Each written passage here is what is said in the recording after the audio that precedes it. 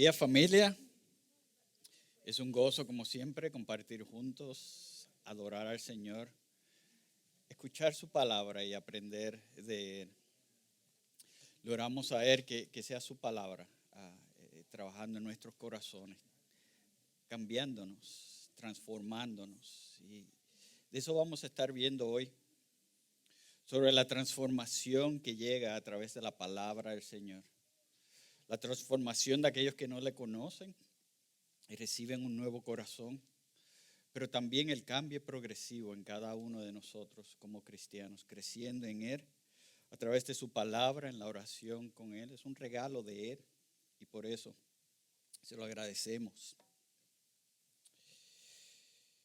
Yo sé que todos se recuerdan del COVID-19 o como le digan en español. La primavera del 2020 fue cuando este pequeño virus se convirtió en una pandemia. El virus llegó a cada rincón de la tierra, causando que miles, aún familias completas, murieran. Produjo que los gobiernos todo alrededor del mundo comenzaran a hacer cambios, comenzaran con nuevas maneras de hacer el comercio, para proteger a los ciudadanos, para proteger a la economía. La mayoría de los negocios, si se recuerdan, cerraron. Los cines, las tiendas, aún la iglesia. Muchas de ellas cerraron. Y comenzamos entonces nosotros individualmente a tomar medidas, cambios en nuestros hogares para protegernos nosotros y a nuestras familias. No salíamos, no nos visitábamos. ¿Se recuerdan aún cuando llegaba el correo? Lo que llegaba teníamos que limpiarlo, purificarlo. Era un tiempo de confusión, pero también fue un tiempo que muchos usaron para aprovecharse, para ellos protegerse ellos sin pensar en otros que estaban vulnerables. Y surgieron muchas ideas explicando lo que estaba sucediendo. Surgieron muchas maneras en cómo enfrentar lo que estaba sucediendo. Por eso también hubieron muchas peleas, hubieron ataques. Muchos actuaron con iras. Como ya dije, todos estábamos confundidos. Las reacciones, los motivos eran diferentes. Y si hay algo que estamos de acuerdo es que COVID-19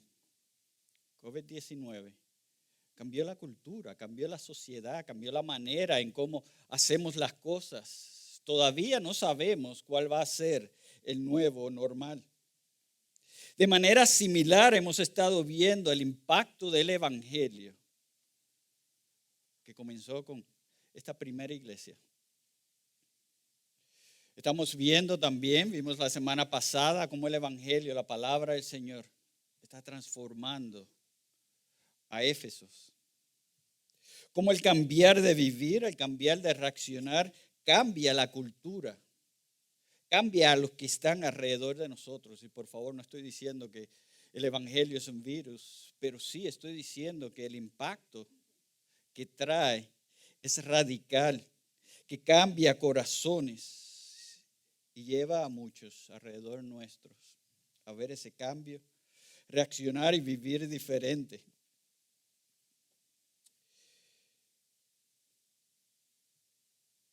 Causa un cambio en nosotros internamente, lo cual nos causa el cambiar la manera de vivir, afectando a los que están alrededor de nosotros.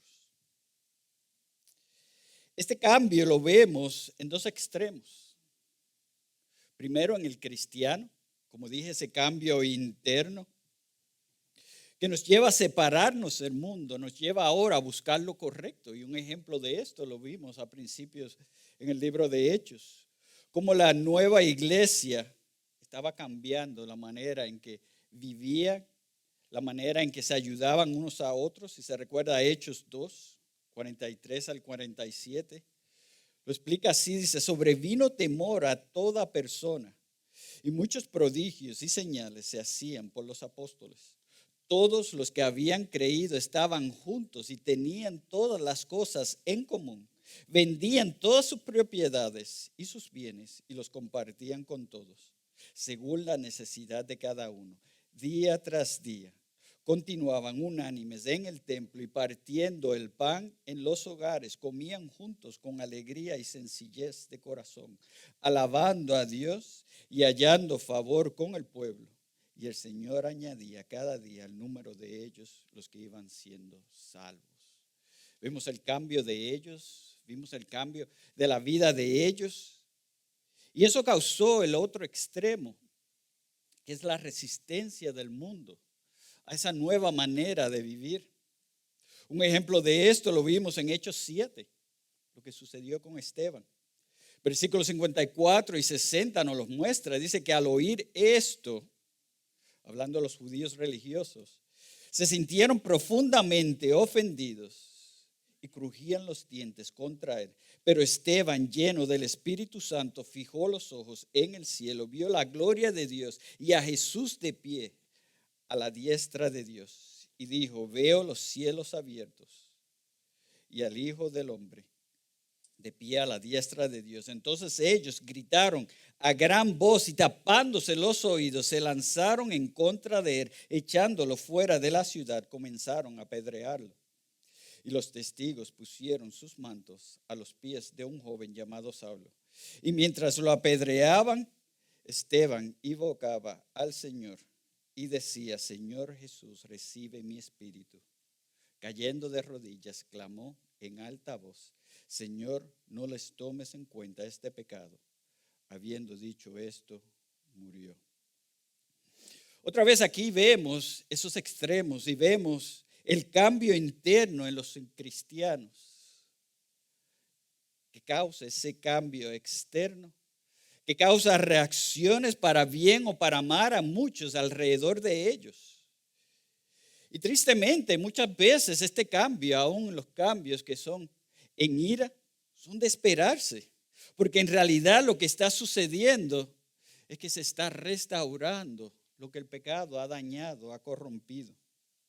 Por un lado nos une como cristianos, como familias en un cuerpo. Por el otro nos separa del mundo, incluyendo que a veces nos separa de nuestras familias y provoca ira y resistencia. Y eso es lo que vemos hoy en cómo Pablo y los otros discípulos enfrentan la reacción del evangelio en Éfesos. La reacción, como ellos dicen, por los del camino. Busca tu Biblia y sigue conmigo. Estamos en el capítulo 19, vamos a estar terminando el capítulo. Vamos a ver los versículos 23 al 41 y vamos a ver la reacción que esto causó. Sigue conmigo verso por verso, pero antes de eso vamos a orar y pedirle al Señor que nos acompañe, que nos guíe, que prepare nuestros corazones. Padre, te damos gracias por tu palabra, por cómo tú te has revelado, Señor, la manera en que tú nos enseñas quién tú eres, que tú nos muestras quiénes somos nosotros, la manera, Señor, en que tú transformas los corazones de aquellos que estaban en rebeldía contigo, Señor, y que continúas cambiándolos, Padre, haciéndolos a la imagen y semejanza de Cristo. Yo te pido, Señor, que podamos escuchar tu palabra, que aquellos que no te conocen a través de tu verdad, tú cambies sus corazones, que abras sus ojos, que puedan ver, Padre, la desesperada necesidad que tienen de un Salvador. Y aquellos que son tuyos, Señor, que a través de tu palabra podamos estar en una más íntima comunión contigo, aprender más, poder ver y ser confrontados con tu verdad y continuar en ese crecimiento, en esa transformación que tú haces en cada uno de nosotros. Gracias por tu iglesia y gracias, Señor, por la oportunidad que tú nos das de juntos compartir, edificarnos y alabarte. Te amamos siempre, te lo pedimos en Cristo Jesús. Amén. Como les digo, hoy vamos a ver el impacto en Éfesos por el cambiar la manera de vivir, de como llaman aquí a los del camino, a los nuevos cristianos que están cambiando la sociedad. Veremos primero la protesta que surge por unos pocos, versículos 23 al 27. Vamos a ver cómo ellos reaccionan a esto, versículos 28 al 34. Y al final vamos a ver una supuesta solución a lo sucedido, versículos 35 al 41. Como les dije, el primer punto que vemos es la protesta producida por ese egoísmo pecaminoso. Si te recuerdas la semana pasada, vimos cómo Pablo decidió, dice, en el Espíritu ir a Jerusalén después de recorrer a Macedonia y Acaya, diciendo, después que haya estado allí, debo visitar también a Roma. Pero después de eso, dice que habiendo enviado a Macedonia a 2 de sus ayudantes, a Timoteo y a Erasto, él se quedó en Asia por un tiempo. Vimos que después de un largo tiempo de él estar en Éfeso, de las señales, los milagros que Dios hizo a través de él, el evangelio estaba transformando esa cultura. Se nos dice entonces que Pablo ya estaba planeando ir a Jerusalén, que iba a hacer después de ir a Macedonia y Acaya, porque él quería llevar una ofrenda, la ayuda a Jerusalén, a esa iglesia. Sin embargo, vemos que se queda por un tiempo en Asia, específicamente en Éfeso. Y la razón la vemos en su epístola. Pablo nos dice en 1 Corintios 16, 8 al 9, dice, pero me quedaré en Éfeso hasta Pentecostés, porque se me ha abierto una puerta grande para el servicio eficaz, aunque también hay muchos adversarios. Fíjate que Pablo siente la necesidad de salir, de ir ahora a Jerusalén, pero que porque se abrió una puerta eficaz, él sigue la guía del Espíritu Santo, él se queda.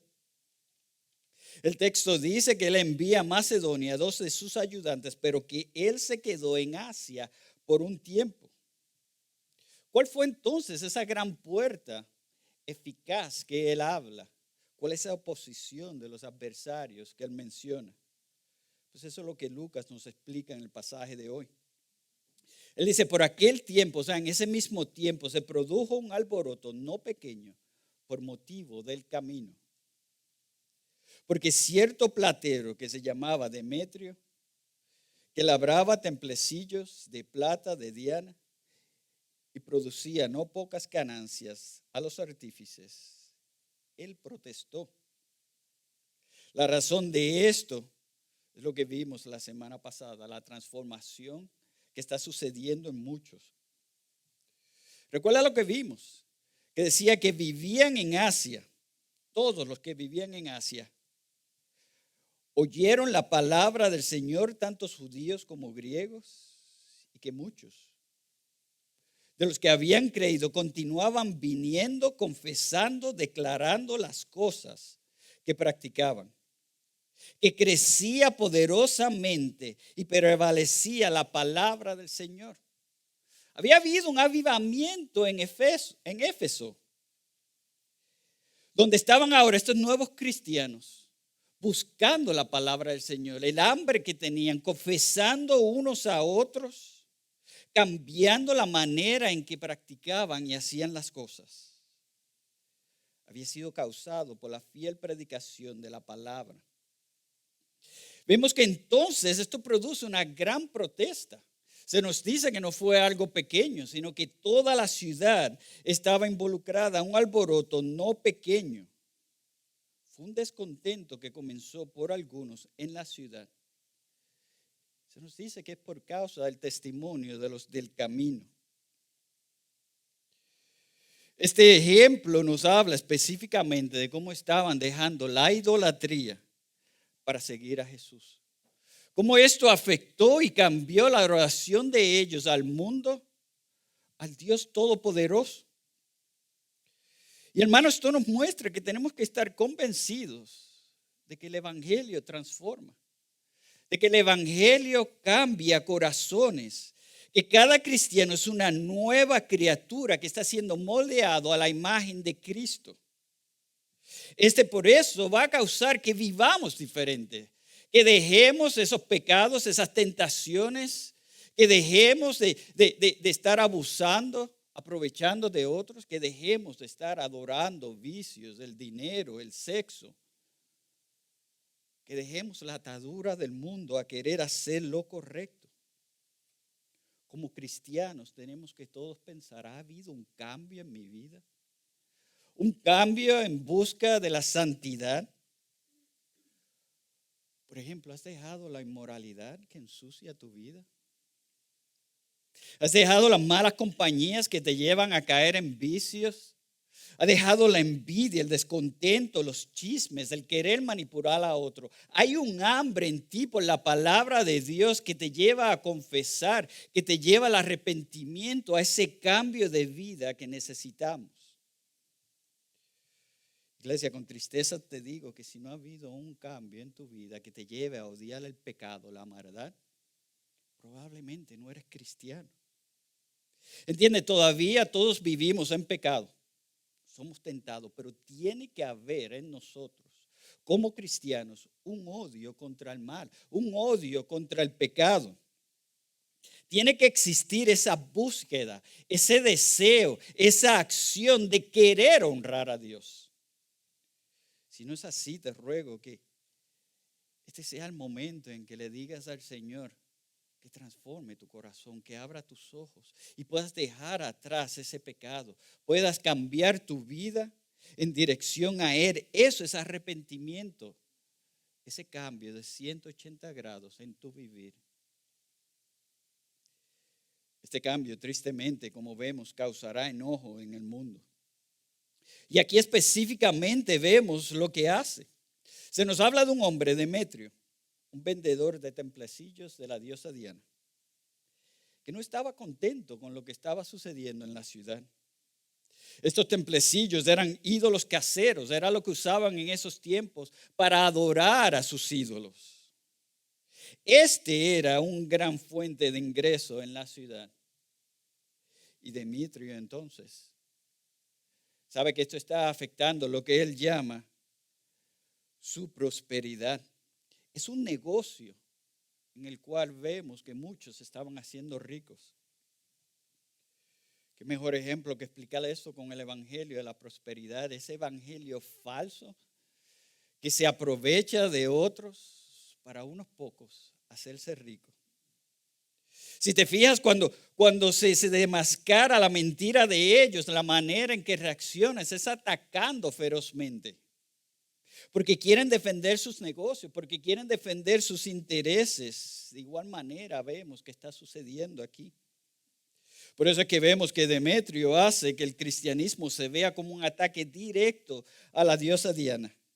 Y no porque él estaba interesado en la diosa Diana, sino porque le estaba afectando su bolsillo. Mira lo que dice el texto. Él reunió a estos, hablando de los plateros, junto con los obreros de oficios semejantes, y dijo: compañeros, ustedes saben que nuestra prosperidad, ¿se fijan? Nuestra prosperidad depende de este comercio. Ni siquiera dice una religión. Pueden ver y oír que no solo en Éfeso, sino en casi toda Asia, Pablo ha persuadido a una gran cantidad de gente y la ha apartado diciendo que los dioses hechos con las manos no son dioses verdaderos. Le está mostrando lo que es la idolatría falsa. Y dice, y no solo corremos el peligro de nuestro oficio que caiga en descrédito, sino también de que el templo de la gran diosa Diana se considere sin valor y que ella y a quien adora toda Asia en el mundo entero sea despojada de su grandeza. Claramente vemos aquí la manipulación de él. Claramente vemos la hipocresía, la falsedad en lo que él está diciendo, cómo él incita a estos obreros en la vanidad de ellos, cómo él usa la dependencia de ellos en esta diosa Diana para poder entonces parar lo que el evangelio o atentar parar lo que el evangelio está haciendo. Tristemente, eso es lo que vemos aún hoy, lo que está sucediendo. Por ejemplo, cuando una iglesia es plantada en un área donde hay drogas, donde hay prostitución, donde hay gangas, los que se benefician de los negocios ilegales resisten, atacan a la iglesia, atacan a los pastores. Cuando esos que están usando y siguiendo estas cosas ilegales comienzan a cambiar, cuando las víctimas comienzan a ver la verdad, adorar a Dios y dejar los vicios. Piensa, ¿no es lo mismo que estamos leyendo ahora? Pablo les estaba mostrando a muchos que los dioses hechos con las manos no son dioses verdaderos. Él les estaba predicando la verdad, pero como sucede hoy, el mundo la rechaza. El mundo la odia. Su predicación estaba llevando a muchos a ese cambio radical porque el Espíritu Santo estaba dando convicción en sus corazones. Estaba produciendo el arrepentimiento. La realidad es que vemos que Demetrio estaba adorando a ese Dios de las riquezas, al Dios Mamón, de la prosperidad monetaria, al Dios que aquellos que trabajaban con él también adoraban. Vemos la ceguedad en él. Cómo él no puede ver que esto es la poderosa mano de Dios. Él dice, es Pablo quien persuade a esta gran cantidad de gente y los está apartando. Hermanos, esa es la razón por la cual hay un fuerte ataque hoy en día en contra de la iglesia, porque no creen en Dios, porque no creen en su justicia. Quieren ellos controlar, quieren ellos manipular y por eso no quieren que otros cambien, porque afecta los intereses de ellos, las ganancias propias. Es un orgullo pecaminoso que, como vamos a ver, lo único que conduce es a pasiones descontroladas. La reacción es que Demetrio explota esta pasión mundana, incita entonces al pueblo en ira. Sucedió así. Los obreros, los compañeros de Demetrio, dice que cuando oyeron esto se llenaron de ira y comenzaron a gritar: grande es Diana de los Efesios. Esto es parecido a la misma idolatría que Pablo ya había visto en Tesalónica, en Atenas. Como unos pocos incitan al tumulto en la ciudad, esta vez es abogando a la falsa diosa Diana. Pero son los mismos ídolos que están presentes aún hoy en día. Quizás los templos no son como los templos de la diosa Diana, porque son templos más grandes. Piensa, por ejemplo, en la industria de la pornografía. Piensa en los carteles de droga, entre muchos. Son también las religiones falsas que engañan, que incitan, que llevan a una ira, quizás una ira pasiva, pero llevan a una ira, a una división en contra de la verdad. Y por eso tenemos que todos tener cuidado, porque puede ser también nuestra religión la que nos lleve a esa división, a esa ira. Muchos dirán, pero ¿cómo puede ser, pastor, si yo voy a una iglesia sana? ¿Entiendes? Si tú solamente estás creyendo, obedeciendo lo que quieres, adorando a Dios a tu manera, no estás adorando al Dios verdadero. Estás adorando a un ídolo. Estás haciendo tu propio Dios y no el Señor de las Escrituras. Pensar. Muchos lo van a usar para manipularte para su beneficio. Esta pasión te va a cegar y te va a llevar a confusión que fácilmente te va a llevar a la ira, a querer proteger tus pasiones mundanas, a reaccionar de manera descontrolada, como veremos. tú, si no tienes cuidado, puedes ser el Demetrio en tu comunidad, trayendo división y confusión, ataques para proteger tu egoísmo. Por eso tenemos que asegurarnos de conocer quién es Dios, de conocer quiénes somos nosotros, de buscar cada día de Él, de no caer en una pasión egoísta. Hay que meditar en nuestras acciones. Hay que alinearnos siempre a la voluntad de Dios. Mira cómo reacciona la ciudad. El texto dice que la ciudad se llenó de confusión y a una se precipitaron en el teatro arrastrando consigo a Gallo y Aristarco, los compañeros de viaje de Pablo, que eran de Macedonia. Cuando Pablo quiso ir a la multitud, los discípulos no se lo permitieron. Ahora vemos que el ataque verbal se convierte en un ataque físico.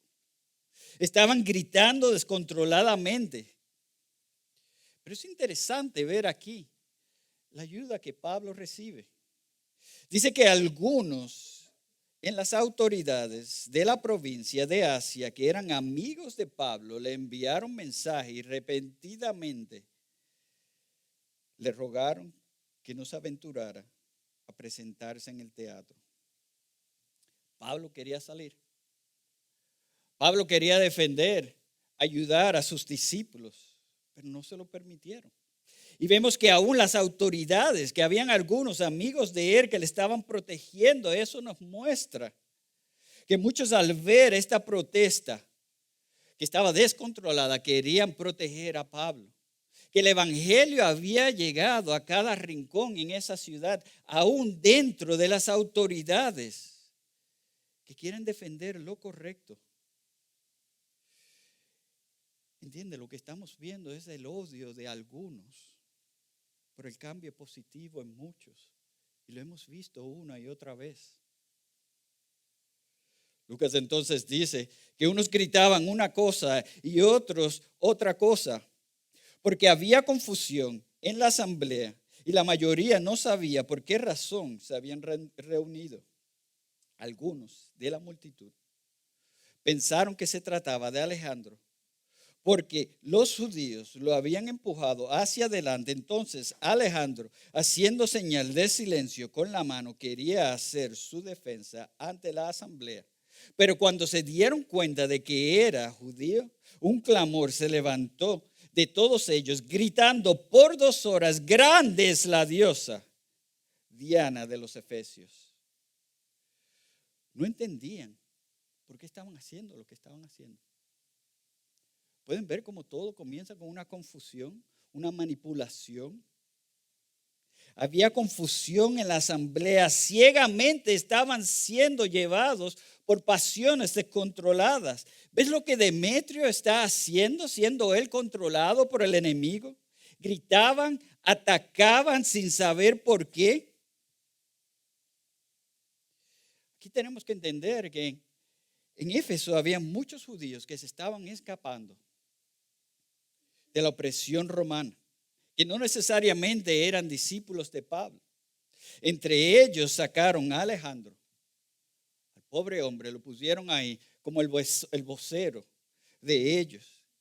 Esto era porque ellos lo que buscaban era desconectarse, desasociarse de los cristianos, como diciendo: yo no estoy con ellos, esos son los cristianos, los que están con Pablo, atáquenlos a ellos, déjennos a nosotros tranquilos. Pero no funcionó. Ellos temían una masacre a los judíos, pero lo que hicieron trajo más confusión. Lo que hicieron trajo más ira. Ellos son ahora los atacados y vemos que entonces por 2 horas estuvieron gritando: grande es Diana de los Efesios. 2 horas gritando una y otra vez. ¿Te puedes imaginar cómo esa pasión descontrolada seguía creciendo y creciendo? ¿No te parece esto a lo que a veces leemos en las noticias? Lo que a veces sucede en ciudades alrededor de nosotros. Cómo unos pocos manipulan y usan pasiones pecaminosas para llevar a otros a atacar, a insultar, sin realmente entender por qué. Por eso otra vez tenemos que tener cuidado, porque nuestra arrogancia nos puede llevar a querer defender lo que supuestamente creemos que merecemos. Puede estar fundado por egoísmo, por envidia, y nos va a llevar a querer seguir lo del mundo. Otra vez tenemos que asegurarnos siempre de estar en la verdad, de seguir al Dios verdadero. Hay que defender, hay que obedecer su justicia, hay que dejar la venganza a Dios y nunca nosotros reaccionar con violencia. Sin embargo, en este caso vemos que la justicia es falsa en lo que ellos están haciendo. Es egoísta, es manipuladora, es violenta, como podemos ver, y sin razón. Porque obviamente no es la justicia de Dios. Pero no nos podemos confundir. No solamente es falsa e incorrecta cuando hay violencia. Puede aún siendo en hipocresía muchos buscando la supuesta paz, la supuesta tranquilidad. Porque fíjate en la supuesta solución. Como el alcalde ahora de la ciudad, el secretario, se involucra. Como él quiere mantener un normal, usando otro tipo de manipulación que continúa siendo resistencia en contra de la verdad. El texto dice que el secretario, después de calmar a la multitud, dijo: ciudadanos de Éfeso, ¿hay acaso algún hombre que no sepa que la ciudad de los Efesios es guardiana del templo de la gran Diana y de la imagen que descendió del cielo? Puesto que estos hechos son innegables, deben guardar calma y no hacer nada precipitadamente. Porque han traído estos hombres que ni roban templos ni blasfeman a nuestra diosa. Así pues, si Demetrio y los artífices que están con él tienen queja contra alguien, los tribunales están abiertos y los procónsules dispuestos. Presenten sus acciones unos contra otros.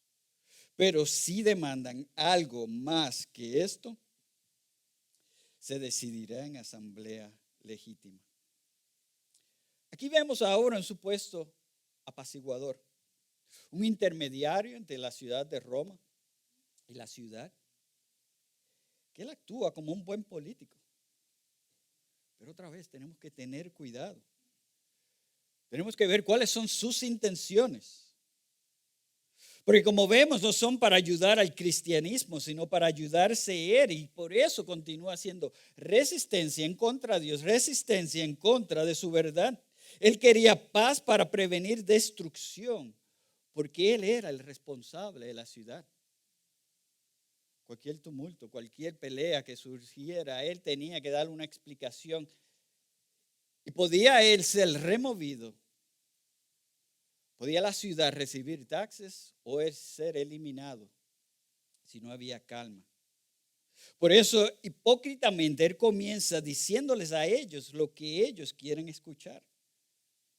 Es otro tipo de manipulación.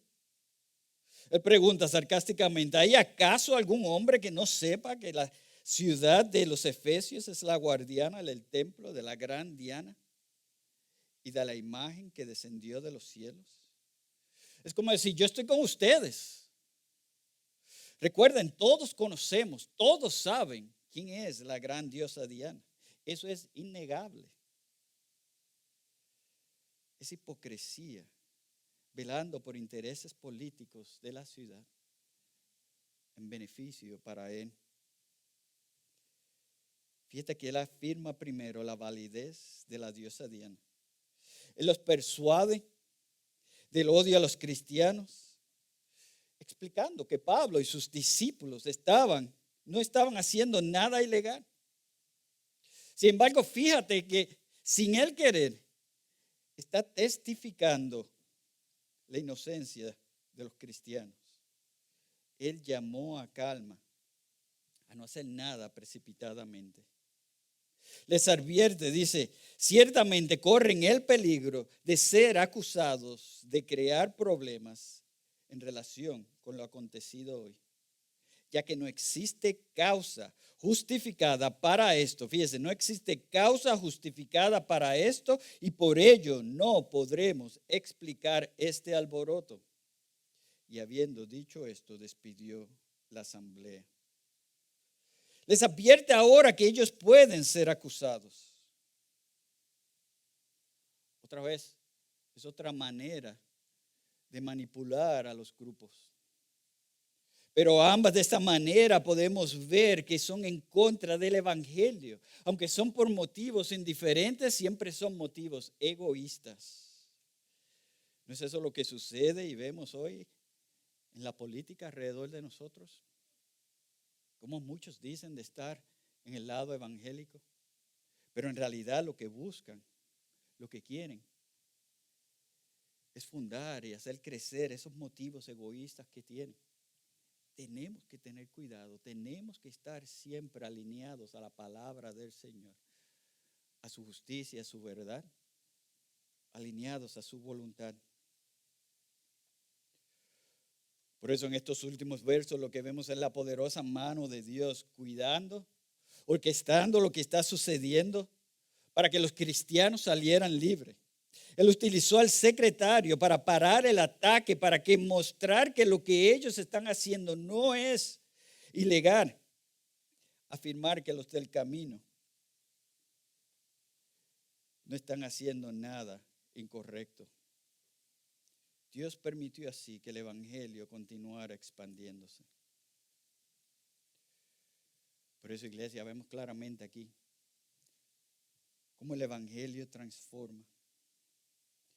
Cómo el evangelio nos muestra que hemos ofendido, que estamos ofendiendo a un Dios perfecto, justo. ¿Entiende? Todos, de alguna manera vamos a adorar a algo o a alguien. Porque para eso fuimos creados. Pero ese creador exige que le adoremos solo a Él.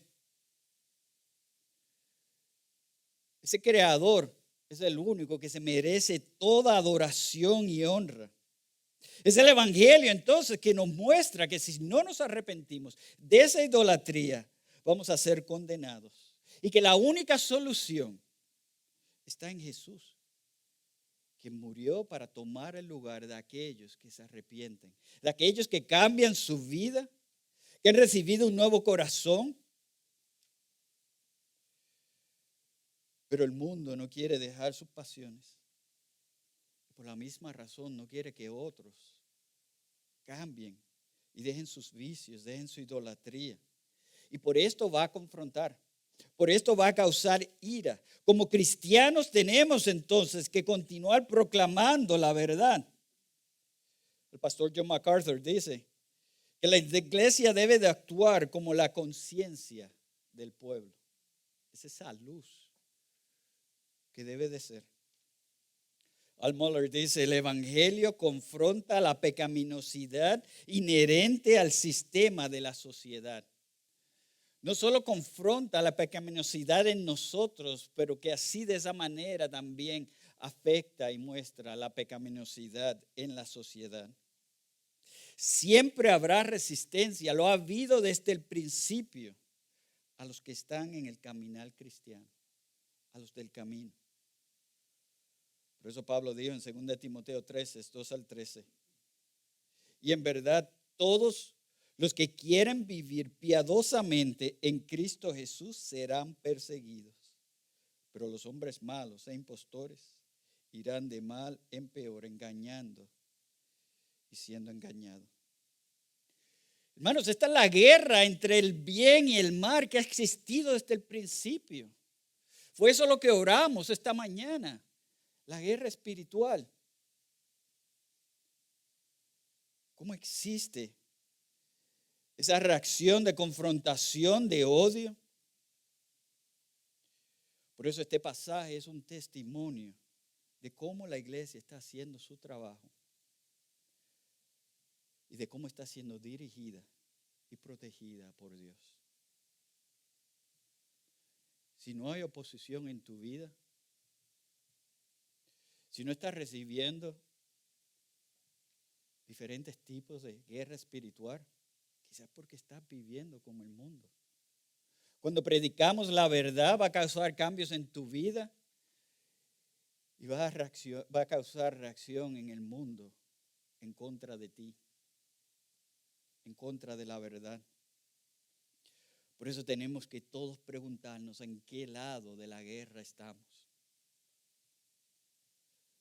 Estamos en confusión, estamos siendo manipulados por el mundo, por las pasiones, las tentaciones, por las fuerzas satánicas. Por eso tenemos que tener cuidado con nuestras pasiones. El estar buscando emociones. Porque aún en la iglesia podemos estar siendo atrapados a pasiones descontroladas. Por tu ceguedad puedes estar susceptible a ese susurrar del diablo, a esa tentación. Podemos ser nosotros un Demetrio. Por eso, cristiano, tu pasión, todo tu corazón y todo lo que tú hagas, tienes que estar plantado en el Evangelio de Jesús. Tiene que ser dirigido en su encomienda. Él es quien cambia los corazones de piedra a corazones que le aman, que quieren servir. Por eso tenemos que recordar las palabras de Jesús, que dijo: el que no toma su cruz y sigue en pos de mí, no es digno de mí. Busca siempre la voluntad de Dios en el discernimiento que viene del Espíritu. Tenemos que ser sensitivos a su guía. Y recibimos eso a través de los medios de gracia. Eso significa que tenemos que vivir diferentes, separados al mundo.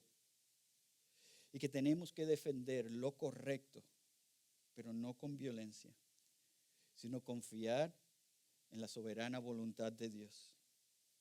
Jesús dijo en el Sermón del Monte, Mateo 5:6, bienaventurados los que tienen hambre y sed de justicia, pues ellos serán saciados.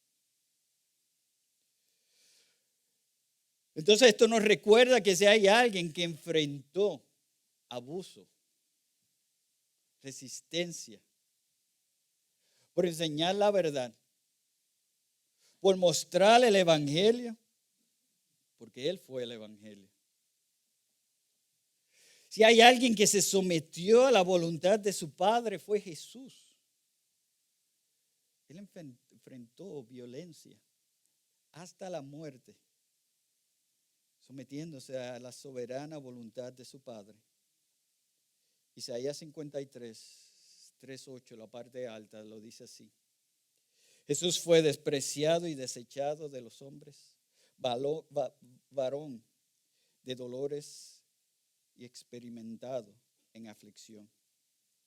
Y como uno de quien los hombres esconden el rostro, fue despreciado y no lo estimamos. Ciertamente Él llevó nuestras enfermedades y cargó con nuestros dolores. Con todo nosotros lo tuvimos por azotado, por herido de Dios y afligido. Fíjate lo que dice: pero Él fue herido por nuestras transgresiones, molido por nuestras iniquidades. El castigo por nuestra paz cayó sobre Él, y por sus heridas hemos sido sanados. Todos nosotros nos descarriamos como ovejas, nos apartamos cada cual por su camino, pero el Señor hizo que cayera sobre Él la iniquidad de todos nosotros. Fue oprimido y afligido. Y dice: pero no abrió su boca, como cordero que es llevado al matadero, y como oveja que ante sus trasquiladores permanece muda, Él no abrió su boca. Por opresión y juicio fue quitado. Como sucedió con Jesús, va a haber resistencia. La predicación del Evangelio va a ofender, va a atacar en los corazones de los que están en contra de Él. Pero como dice Pablo, no podemos avergonzarnos del Evangelio. Tenemos que saber que no estamos solos. Tenemos que saber que Cristo está con nosotros. Como dijo él en Juan 16:33, el mundo tiene tribulación, pero confíen, yo he vencido al mundo. Por eso tenemos que examinar nuestras acciones. Porque aún en nuestro servir al Señor, si no lo hacemos para su gloria, es siguiendo pasiones y emociones egoístas. Te ruego entonces que si te has desviado, si has sido atrapado, confundido por el mundo, que te arrepientas, que vuelvas al camino de Dios. Como dijo Jeremías en Lamentación 3:40, examinemos nuestros caminos, escudriñemos y volvamos al Señor. Confiemos que el Evangelio está transformando a muchos alrededor nuestro, en nuestras familias, en donde trabajamos, en nuestra comunidad, que es el poder de Dios que trae cambio a la comunidad. Esto nos debe de motivar a querer predicar el Evangelio, a llevarlo a cada rincón de la tierra, a ser como Pablo y no estar quietos, a no callarnos, sino mostrar quién es Jesús.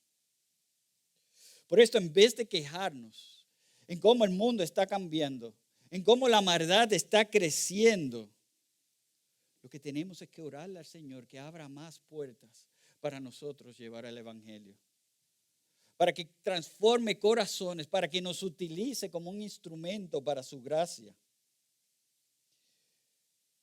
Que seamos obedientes, no importa la resistencia, que vivamos para Él.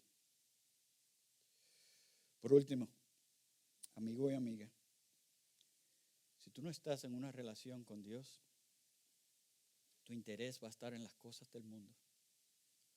Susceptible a ser manipulado, usado por otros, con propósitos egoístas, esclavizado al mundo.